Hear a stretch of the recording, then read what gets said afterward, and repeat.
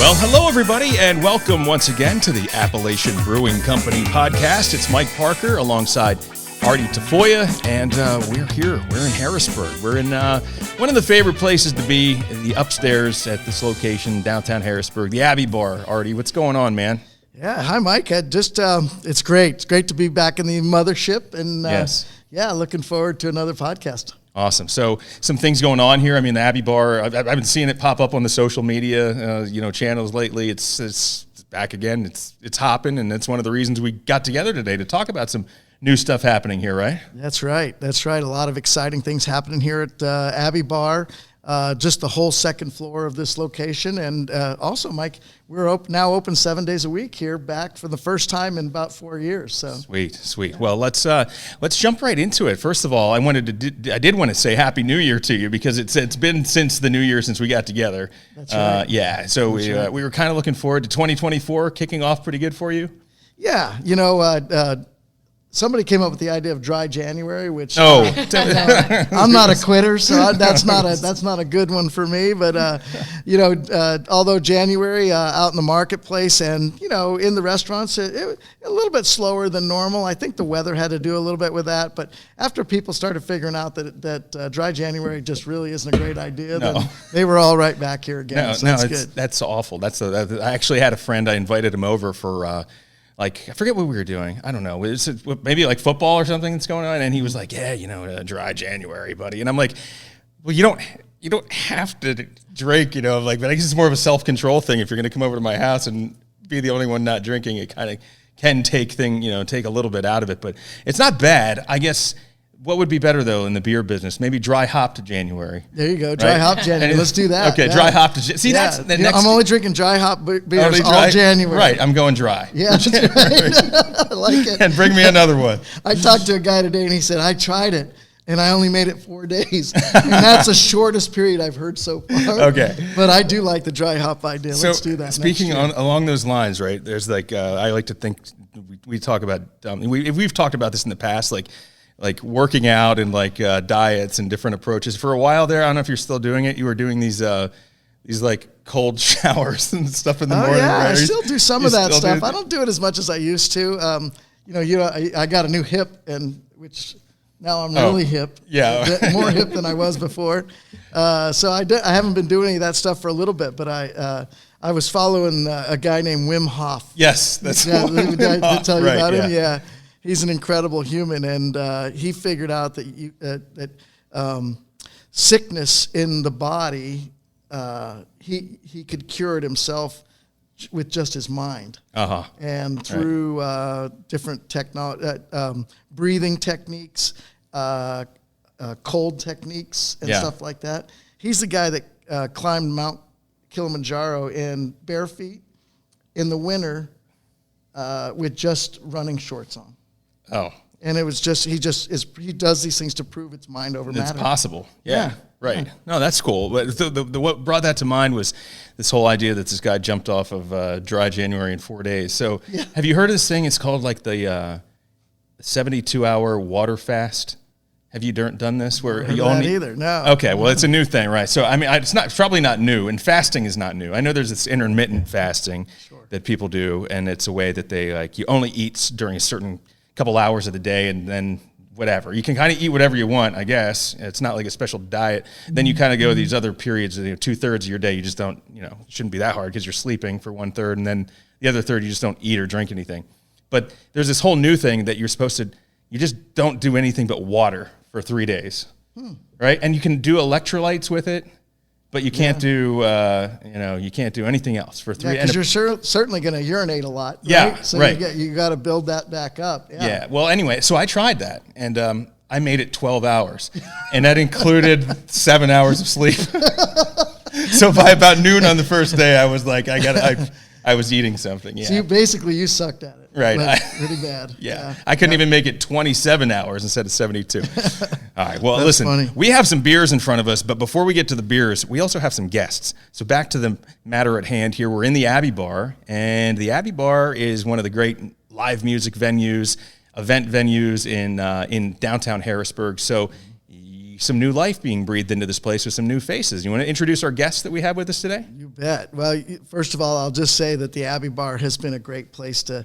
I've seen so many shows here in the past, and really looking forward to working as we go to the future in terms of the new exciting things that we have happening here. And one of them is that we have decided to create a partnership with other local companies in the Abbey Bar. And our guests today are Sarah and Pat, and they work with not only Moon Peak Productions, but also with Mountain Laurel Catering. And we're just so excited. They're going to be taking over the catering in the Abbey Bar and gallery area. And they're also producing all of the live music here. And they've got such a great team. And this is my first time actually sitting down with you guys, so I'm really excited about this because I want to learn a lot more about you. But more so, my team worked with you guys and got everything worked out in the contracts and all that stuff. But we're just so excited to have you here. So welcome. Hey, thank you very much. Thanks for having us. Thank you very much. Happy to be here. Cool. Awesome. Well, listen, we're going to learn about you, but first, let's Artie, we're going to go around here. We're going to start things off with a cheers. This is a beer podcast, first and foremost. That's right. Everything else is periphery.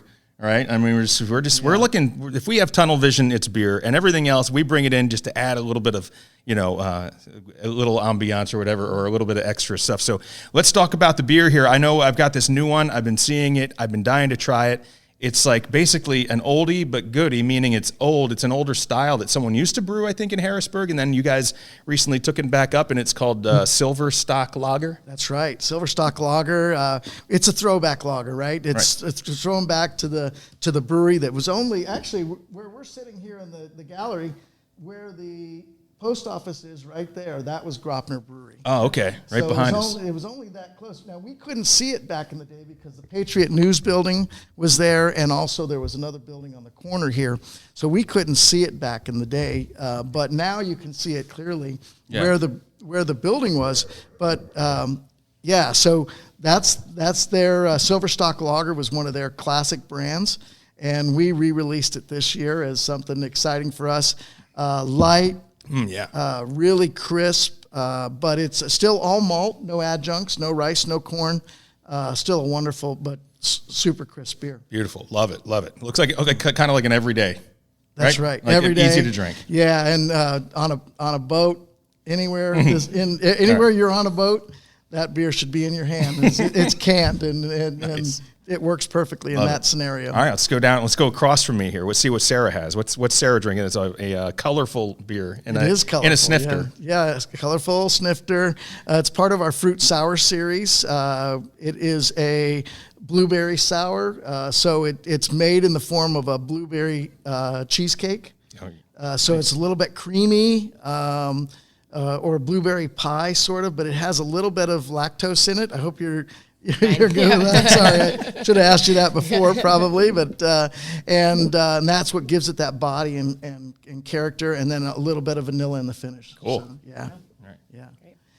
And Pat's drinking the classic ABC beer. One of our first, actually, the second beer we ever produced in Harrisburg was called Purest Pale Ale, and it's just a great classic style pale ale.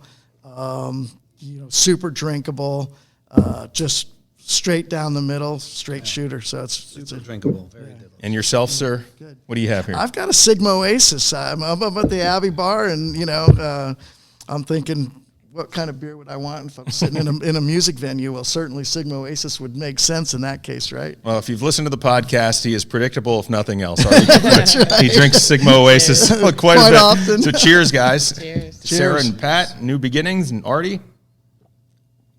Oh, yeah. It's just what I needed on a Friday afternoon. It's perfect, isn't it? It is.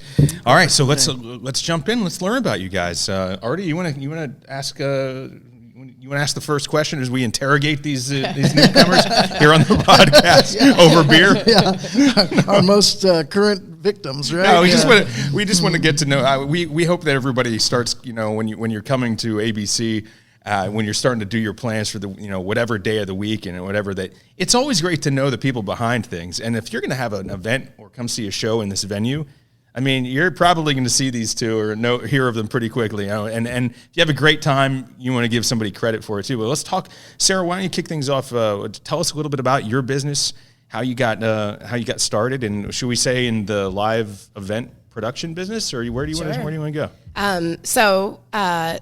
20 years ago, I was a part of Roundtable Presents with Jersey Mike. Oh, yeah. So I was a founder of Roundtable We love Presents. Jersey Mike. Yep. I've got his tattoo. Oh, yeah. Got his family. His family was here for our reopening. Oh, that's awesome. And then I had moved on, and I was tour managing bands, mostly out of California, and eventually moved to Montana. Patrick, we're both from Harrisburg. We knew each other in our young 20s. He was coming to the shows that we were putting on originally here and all around. And we ran into each other out in Montana. One of my bands was playing Missoula where he was living. I invited him out, and sparks flew. There you go. Cool. And he's a chef. So we were in Montana for a number of years following his career. Our jobs took us down to Texas. And we preferred Montana. So our plan was to come back to Pennsylvania, get to know each other's families for a year, go back to Montana and start a dog kenneling business outside of Glacier. Okay. That didn't work out. We catered a family wedding, and we got 12 inquiries from there, and it just sort of started snowballing, and we decided to start saying yes to everything that came our way. In February of 2016, by May, we were able to quit our jobs. We secured enough business, and we took Mountain Laurel full-time. Awesome. So 6-7 years later, Mountain Laurel is pretty sustainable. We're at the governor's residence. We're at all the high-end venues. We have what we went out to achieve with Mountain Laurel. So it was time. He's an avid music lover. I worked in the music industry, so it was time to get back into that. And that's where Moon Peak became from. Awesome. Awesome. That's great. So is all of this true, Matt? Most definitely. Sparks did indeed fly. That's right. Now, once I saw Sarah again, she couldn't get rid of me.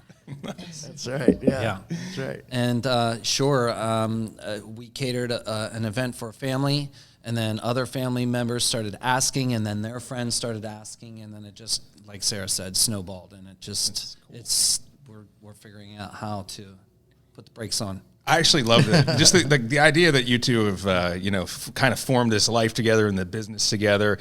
We actually had, another company that you guys, ABC, partnered with recently was the Taylor Chip Cookie Company. Right. Right. Yep. And their story was kind of similar, like a young couple that, they were abstinent. Is that the word? They were practicing abstinence during their. I thought that's what you said. Yes, thank you. No sparks fly. Either that or get some shots of absinthe. No. So, and they used to bake cookies together to pass the time. And I guess when the sparks wanted to fly, they fired the oven up to 350 and cooked some cookies.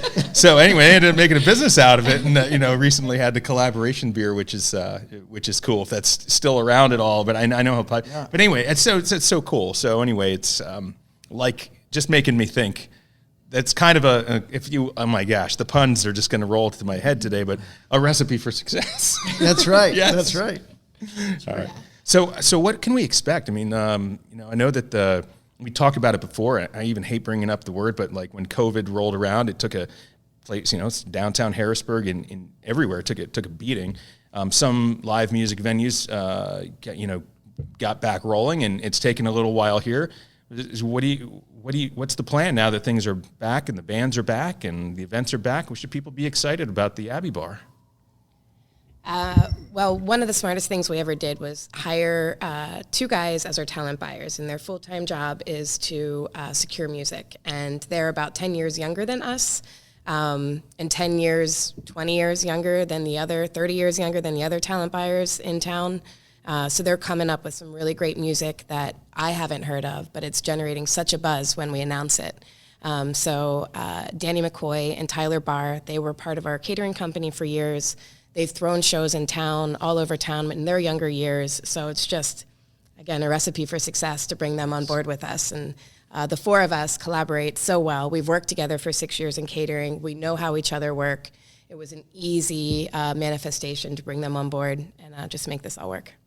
That's great. They used to, back in the day, they were like, Artie, you want to book the entertainment? And I'm like, Only if you want like Fog Hat, greatest Fog hits. Hat, No, I'm kidding. yeah, Steve Miller Band. Yeah, only the bands that Great bands, but what I guess what they were saying. Not to interrupt you, but go ahead. you have to sometimes recognize either A, your limitations, or B, I'm in this lane, but there's a whole lot of other people in these other lanes. Yeah, and if I'm not exploring those other lanes, man, I'm only going to go to the same place every time, right? And that's what I used to talk about. Jersey, you brought up Jersey Mike. Me and Jersey Mike, we used to battle a little bit. But I tell you what, we always made it happen, and that was good. And I it took me a while to realize just how talented your team was back then, because we didn't know. We were just starting up. We were just trying to figure out what we wanted to be. I mean, we were a brew pub, and we had to keep going. And then, well, we're going to do this entertainment now. We're going to do this, and we started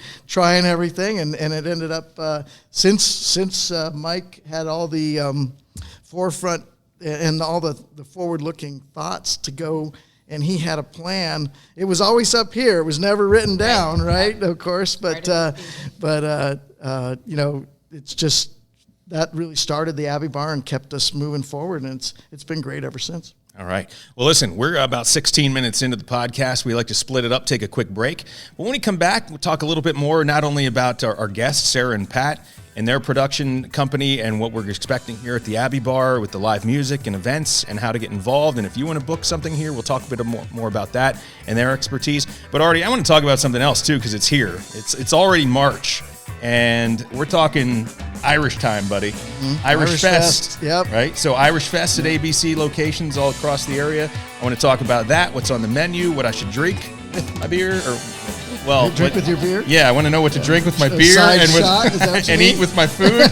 We'll talk about all of that and more with our guests when we come back on the Appalachian Brewing Company podcast.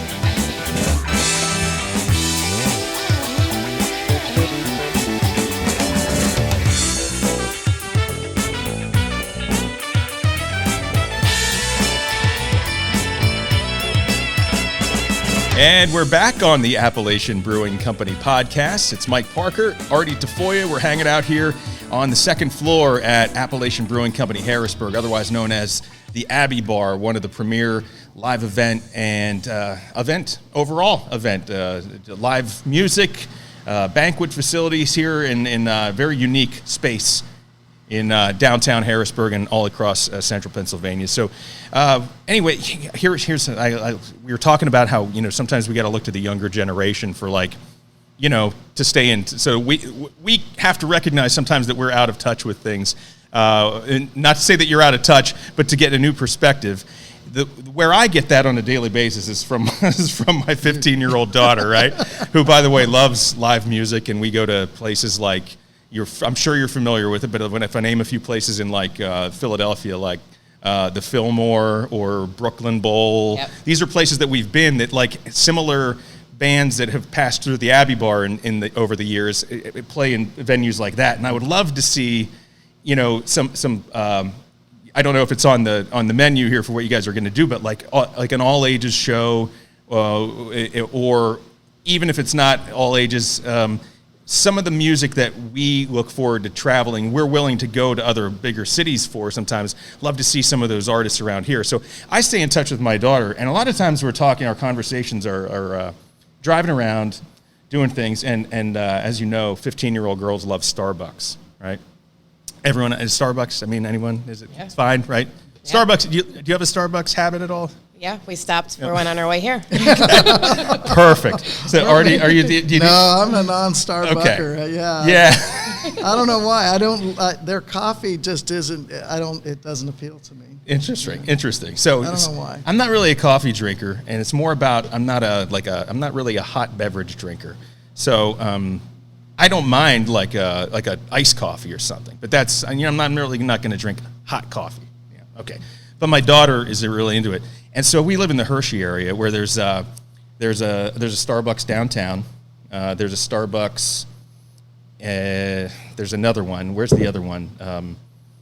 Is it over by the shopping center? Yeah, by the outlets. There's one over there. And then here's the secret. There's one inside the hospital, right? Oh, yeah. Okay. Yep. So here's my dilemma. We go to pull. My daughter went to Starbucks a couple of weeks ago, and she says, I pull up and there's nowhere to park. There's a million people from like Jersey and New York taking over Hershey, with the lines out the door. And I'm like, I have nowhere. I said, you know what? Life hack. I'm taking you to the hospital. So I pull up in like the circle where you drop the patients off, Starbucks is right inside. She goes in, she comes out, Starbucks in hand. I think a big smile, right? She's quiet. We're driving away. I'm like, what's wrong? And she's like, I'm like, is everything okay with your coffee? I'm like, did they have everything that you wanted? She's like, yeah. She's like, I just feel so weird going into the hospital over Starbucks. Is it weird? I bet they're used to it. A lot of GPS will just take you to the one and you don't realize it's in another store or a mall or something. Interesting. We get caught on that when we travel. Right, let's just get a coffee and like, oh shit, we got to go into Target. Right, it's in the Target. Right, you didn't think about it. Right, yeah. And then you're parking and you're walking past the shopping cart and like it's not the experience you were thinking of when you're going into the Starbucks. But here's where her dilemma was. It wasn't like she said, she's like, Dad, there's like nurses and stuff that have been up for like 16 hours and they probably just want their Starbucks. And she's like, and I'm holding up the line for those people, baby. Like I'm like, what's really sweet. That's good. She's very nice. I know. Considerate. And I told her not to worry about that. Yeah, don't worry about that. You got to make her tell you the first time she uses that when she's driving by herself, though. Okay. You know she's got it. Well, right. or she takes like all her friends, her whole volleyball team is in there. I see. I'm thinking like for the baristas and stuff that are working in there, they're just happy to see somebody that maybe doesn't have a bandage around their head or it's wearing a doctor's uniform. I mean, it's not just certainly it's convenient for the medical staff, but it is open to the public. Yep. Yeah. Okay. But I don't think most people go into the hospital just for the gift shop usually, right? Yeah. Yeah. Well, I always feel like you should compartmentalize yourself, right? You don't go to the grocery store to drink beer or eat food, right? You go to buy food. And we have a Starbucks in our grocery store. Yeah. And I would never buy, not because it's Starbucks, I just wouldn't buy coffee there because I want to go to a coffee shop to drink that. So I'm old school, I think, Mike. That's what I am. And I want to go to experience that experience. I don't want to go to one stop and get a Starbucks, drink a beer, and eat Chinese food in one stop. Right. I don't want to do that. Well, Pat, is there a dilemma for you at all? I mean, is this something that bothers you? Or you're a chef by trade, right? Yes, but not a barista. And when we're on the road and we need coffee, we're parents, by the way, too. When that coffee bug speaks and you're just trying to get 8 hours down the road, a drive-through is good, and Starbucks delivers that. Yeah, but I can see your point. Like, if I want a beer, there's laws in Pennsylvania, right? If you're going to sell beer, you have to have seating. So it is weird the first time you go into a gas station to pick up a 6-pack and you're like, wow, like there's like a ton of... They have to have 30 seats. That's the rule. You can tap your own beer at some of the grocery stores around here. Yeah. But who sits down and drinks one? It's not. I see people doing it, but not this guy. Oh, okay. Yeah. Well, so I'm not saying who to judge you. You were judging me. You just judged me. I'm just saying, I don't know that you're like, you know what, like you're sitting around, it's been a long day, and you're probably doing it because just like most people are going to Starbucks because they're visiting someone at the hospital. Most people are probably drinking a beer at the grocery store because their wife is getting groceries. See, now that's dangerous to say, just so you know, because if I sat down and had a beer while my wife was running around the store, she would have my ass. Okay. I'm just telling you straight up right now. Yeah. She'd be like, I am not going to go shopping around here so you can sit there and drink a beer. You got to go shopping alone. And drink beer. Well, honey, do you need anything from the grocery store? I got you. Pat, you and I are going to go to the store together, and we're going to just drink beer. Yeah. We might buy some chips or something. Yeah. All right? Yeah. Let's do it. Well, if that was possible, if it was possible to, buy the beer and then walk around the grocery store while drinking the beer, but I don't think you can do that. Like, I don't think you can. So. You got to stay in the little spot. You got to bring a cup holder to clip onto the cart. That's right. Anyway, so thank you for indulging my little story, but I wanted some feedback on this. So I'm actually proud of my daughter for the thoughtfulness of thinking like she's standing in someone's way, but I also try to let her know that I don't think Starbucks minds her business. Right. Yeah. Yeah. Cool. So anyway, Artie, I know you guys are expanding, so let's think about the medical center for your next Appalachian Brew Club location. Start putting them in every grocery store in the world. Yeah, and hospital. Yeah, I'm going to take it over. Cool. Well, anyway, let's talk. Hey, you guys have probably promoting bands and doing it all across the country, in different parts of the country. What are the challenges of booking bands, finding talent? What are the main things that when you're booking a venue like the Abbey Bar, a city like Harrisburg, Pennsylvania, what are the challenges of getting somebody to actually come here? I would think availability and competing like bands in the same evening, in the same area. But maybe that's not our biggest challenge, but that seems to be something we have to overcome. But that's just part of the business, Yeah. I'll add that reopening the Abbey Bar in particular has created more of an easy street for us than a challenge. It's already so recognized. All of the booking agents that we contacted have been so excited that this is coming back. And Harrisburg is a hub. We're so close to DC and Baltimore and Philly and New York. This is a great little layover for bands. I think just about every band in the early 2000s and the teens played this stage on their way up. The Lumineers, Hold Steady. Yeah. The Wood Brothers were here how often? Yep. So we're planning on sort of creating that buzz again. We have Modu Mokhtar coming, which we just announced on Wednesday, and he'll be here in June, his band, and there's a Rolling Stone article about him. He's that lists Harrisburg, PA is like a stopping start for him. So specifically coming into the Abbey Bar, it's given us a leg up. Had we been started anywhere else, like Danny was working before we had the Abbey Bar, we started this company, and Danny was still in Montana, and we couldn't get a response from any sort of booking agent. And we didn't know where we were booking yet. There were a couple of shows from Montana and venues that we started. We threw one show at XL. We were over at HMAC for a minute, but we were looking for our home and somewhere to be. And so this was just perfect when this came about. That's great to hear that all the people that came through here remember it. And we tried to take care of everybody. We tried to do it right when we did it back in our time when we were working with Jersey and Sarah. And we're so excited to have you guys here. We really are, and our team's so excited.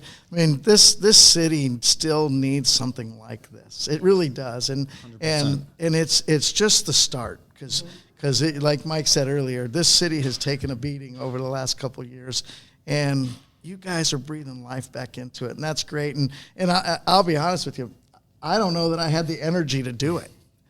So it's so nice that we could partner with you guys, and I want to hear more about your catering too, because I know, Pat, you're the chef, and that's really exciting to me. I think I told you, Sarah, I love chefs because they're so passionate about what they do, and they work so hard, and I admire them so much. But tell us a little bit more about that as well. Well, Mount Laurel Catering's been around for about 8 years now. We set ourselves apart when we started personalizing every menu. We realized that we didn't want to just pass a pamphlet across the table and say, pick 3 of those, pick 2 of those, pick 1 of that, what's your likes and dislikes. We tailor everything personalized to the couple. Where did you meet? Where did you get engaged? We might, you got engaged in Philly. Then we'll sprinkle a little Philly flair into their menu and all kinds of things like that. We do what we can with local purveyors and cooking within seasonality. And homemade stuff is just really crucial to us. And so another thing we do that makes us stand apart, if you ask me, is we have commercial kitchen trailers. So we can take a commercial kitchen on the road and cook for you right before you eat versus, like maybe another catering company, they cook in their facility and then transport everything over and then you eat the food then. So it just gives us a leg up in being fresh, and then that's just guaranteed to be way better. You bet. Well, with catering companies, you got it. I've always admired that as well because I'm like, I can hardly do it in a building where I don't have to go anywhere. You know what I mean? Yeah. But now I got to take everything that I'm going to do here. I got to put it into a truck. I got to take it somewhere, and then I got to produce it. And it's got to come out looking amazing. And you got to do all the setup. And you got to do everything else. I'm like, I don't know how these guys do it, but I do admire the idea of it. I could never put my arms around me doing it, because I had so much. We have trouble even in our own restaurants sometimes making sure that everything comes out perfect, and you guys do it on the road. I think that's great.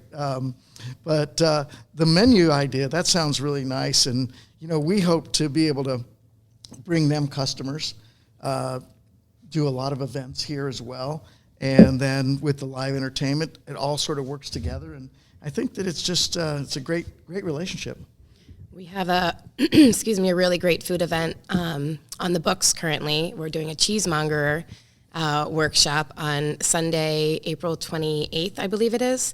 So when we were in Portugal, we met a young gentleman, Jake Heller, out of Philly, who was headed to Norway to the World Cheesemongering Competition. I was going to go to Explain that. what I love cheese too, Mike. I could monger some. Yeah. Tell me what mongering is. I'm not sure. So it's all just knowledge of all the cheeses, like okay. how it's made, why it's wrapped and what it's wrapped, how to cut it, like just all of that.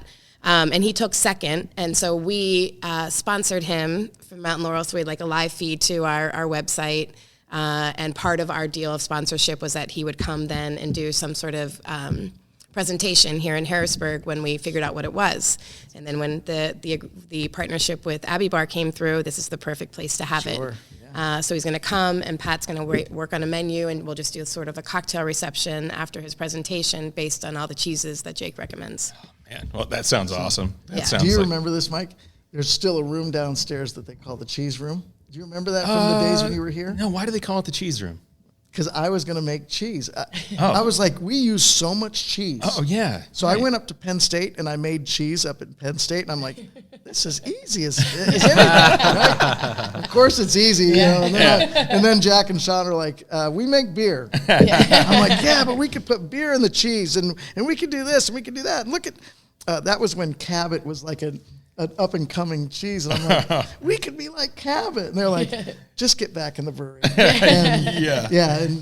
But they still call it the cheese room downstairs. That is cool, though. I mean, I had a big grand plan. Well, I mean, that would be definitely like, how do I put that? Like, so to mix that in, because I don't know, there's a place down in Lancaster. It's called like, I was at a wedding there recently. You guys have definitely heard of it. It's the Cork Factory. Yep. Right? Yeah. So and so like they used to make corks or something there, right? Well, this place has a history, but it never became the cheese factory. So.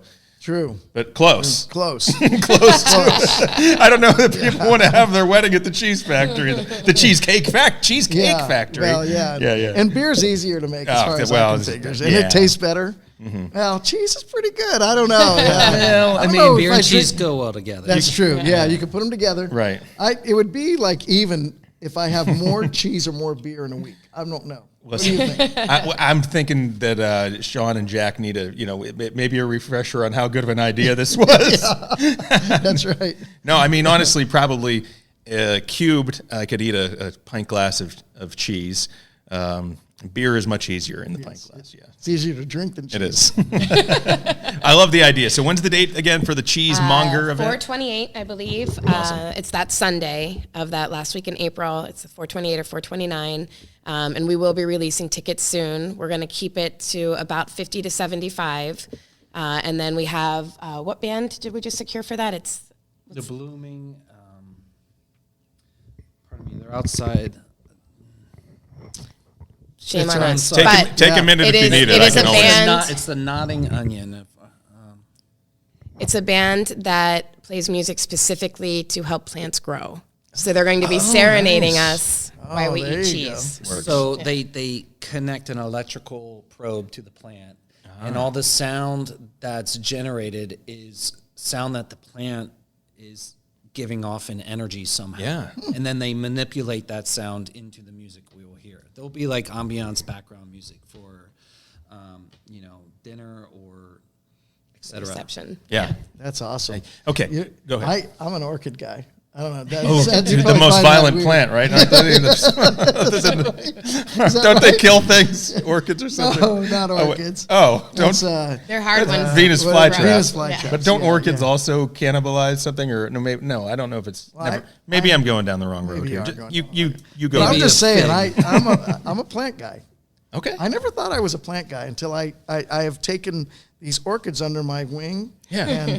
And I get them to rebloom. Right. And my wife thinks I'm crazy. And I ask for another one every once in a while, and she won't let me have another one. Yeah, it becomes an obsession. You have Spanish moss hanging around and stuff too, because that's like I've seen these back porches. It's called the Golden Girls, Artie. It's like that's right? No. All right, never mind. So listen. So thank you so much. We're looking forward. Here's the deal. abcbrew.com is the website for Appalachian Brewing Company.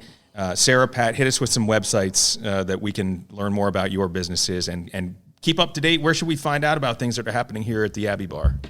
Well, all of our shows will be announced on Abbey's social media as well, but we're moonpeakproductions.com.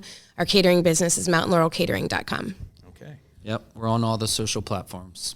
Beautiful.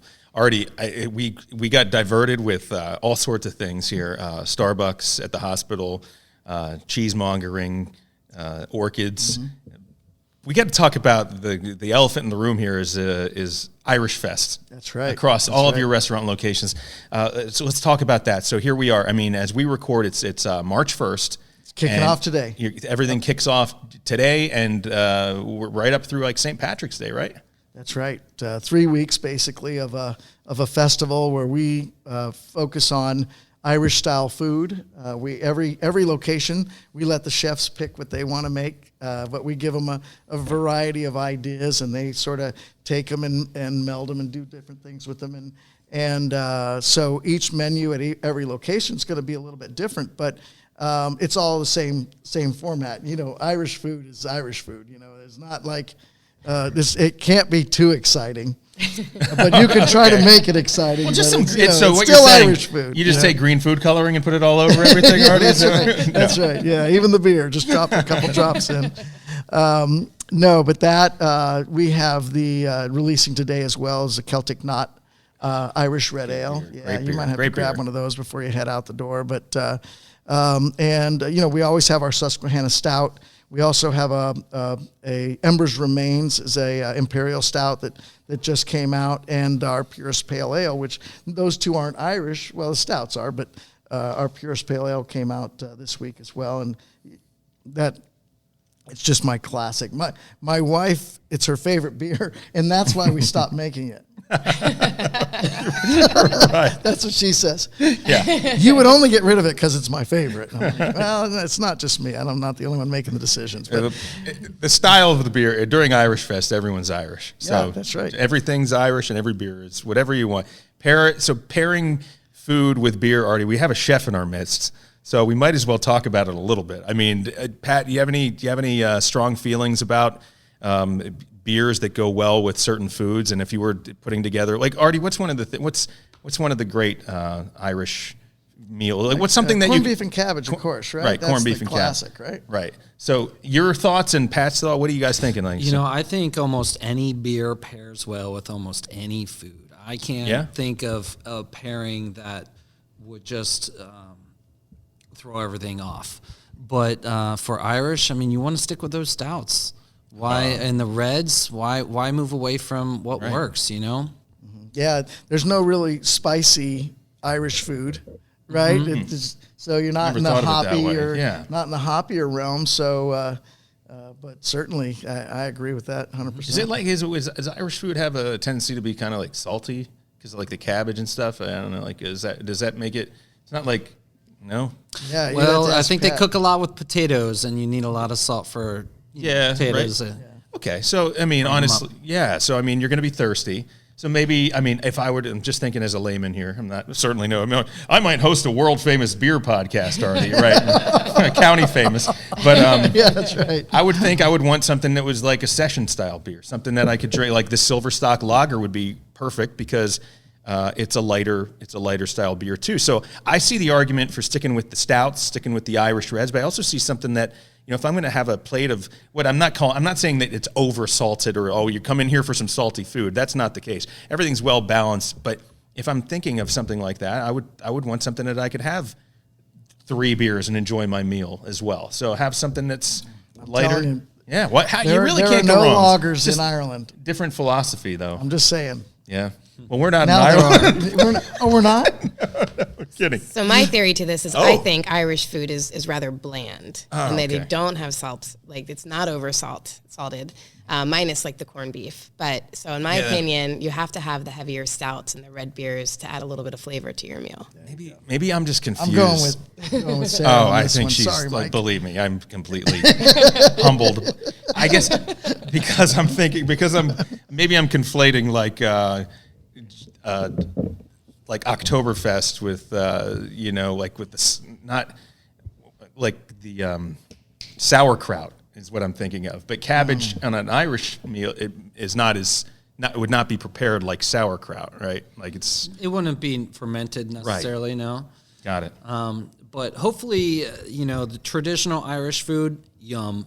But as soon as you add your own flair on it and maybe some fusion into French or American style cuisines, you could really, really embellish on some traditional dishes. Yeah, no doubt. Well, so why stick with the traditional beers in that case? Okay. Well, the best advice is come in, order off the Irish Fest menu. Let's have a kick-ass St. Patrick's Day. Yeah. Drink a couple of beers. Drink what it's you want. It's on a Sunday this year, Mike. So See, that always, God gives us a gift every once in a while.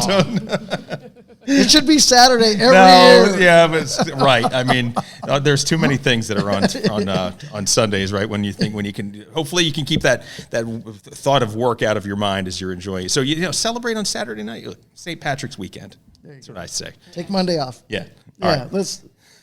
New national holiday. Yes, there we go. Anytime a good holiday is on a Sunday, we get Monday off. Perfect. I'm voting for you. you. Are you in? I'm in. Oh, yeah. Governor Tafoya. Where do I sign? Thank you. Where do I sign? You're welcome. All right. Well, this has been a lot of fun. As always, Artie, great to get together. It's been great to sit here and chat with Sarah and Pat. Your websites again? MoonpeakProductions.com, MountainLaurelCatering.com. All right. Check out the Abbey Bar on social media. And, of course, for all of the news and everything coming up with the venues like the Abbey Bar and the special events like Irish Fest and all of the new beer releases, Artie, abcbrew.com is the place to be. That's right. And upcoming whiskey dinners. Yeah. Right? Oh, yeah. Let's do ready. that. That's my jam, just so you know. So, Nice. yeah. All right. Well, that's a future podcast on its own. Let's do it. All right. And I want to thank everybody for tuning in, and we will see you next time on the Appalachian Brewing Company podcast. Cheers. Cheers.